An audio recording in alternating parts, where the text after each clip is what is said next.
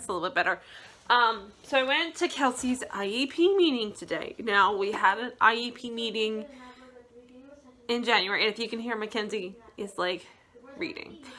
So I was saying earlier that I couldn't remember the name of the test that they were going to do, and I have those results here in my hand. So they did the Woodcock-Johnson, and I looked it up online because I want to explain it to you. Some of you may be familiar with this, some of you may not, so bear with me. I'm going to read it off the screen.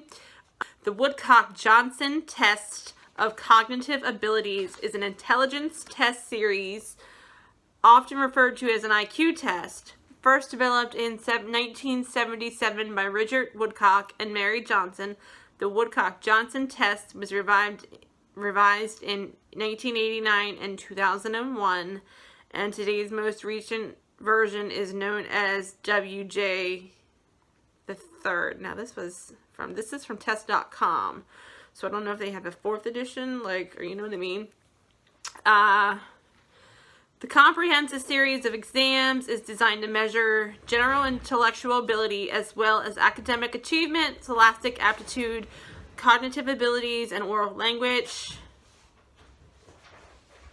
There's a lot of like categories, topics you can do, and let me read the ones they did for Kelsey. So they did broad reading, broad mathematics, and broad writing.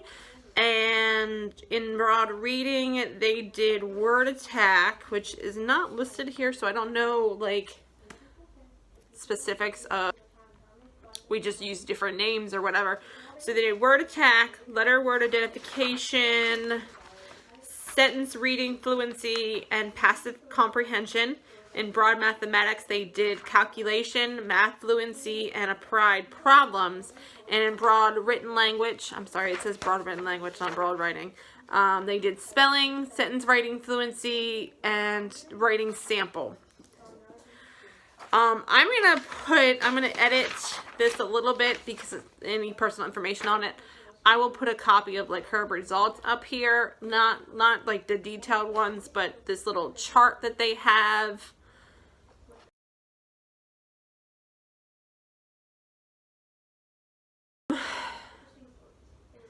Basically,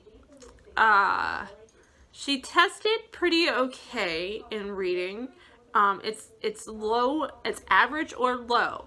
So for that, that's not bad. I mean, it's under grade level, but it's not where it's hard. Like we're gonna get to pretty bad in a minute.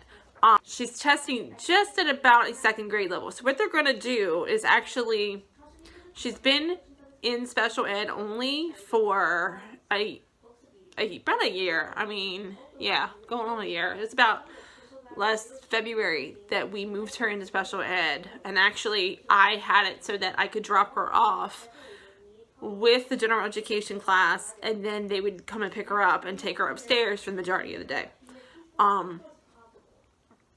What they're going to try to do, and just for reading, they're going to take that 30 minutes of a day, and that's not going to be every day. I think they're going to shoot for 3 days a week to start, and take her to a 2nd grade classroom so that she can integrate with them. And what they're going to have her do is, the main focus lesson is she's going to work with the 2nd grade class, but then she's going to go back to her special education teacher, and they're going to like work through, you know, like the comprehension and things like that with her, you know, if that makes sense.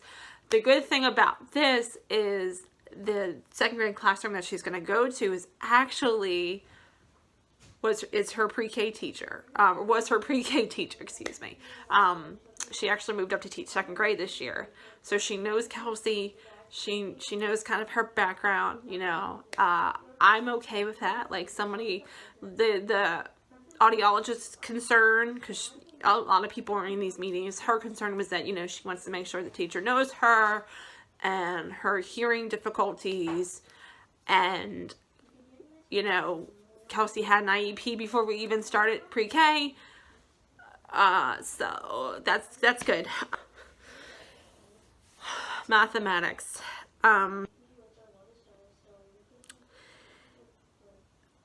She's testing in kindergarten, and you know, it's difficult, and you know, I don't know how to say it. It's like she makes such improvements in some things, and for math she really struggles. It's just,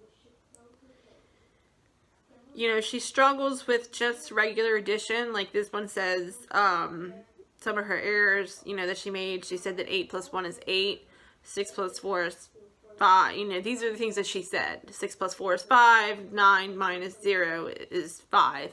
So she kind of just gives answers. Math fluency, she got an accuracy rate of 53%. She did not pay attention to any operations, just adding, wouldn't subtract.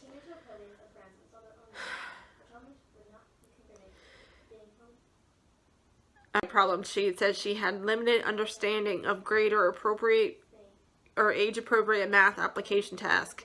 She was able to self-correct once, but other than that, you know, and then for writing, it's not on grade level. She is, let's see, she's like in the first grade range, which is about a year behind with all of that. I was about a year and a half behind, so she's made a little bit of improvement here. The biggest thing is that, you know, because she's had so many hearing problems, she has difficulty with like spelling. Let's see, it says she was able to spell initial items easily and accurately. Spelling of latter items reflected a need for further skill development. So there was like an issue with like the vowels with the word dinner, and you know how dinner ends with the R. She recognizes the R, but not the fact that there's a vowel before the letter R. That was one example here. Another one was like cooked. She's not recognizing the double O, or the fact that there's like an E in between the K and the D.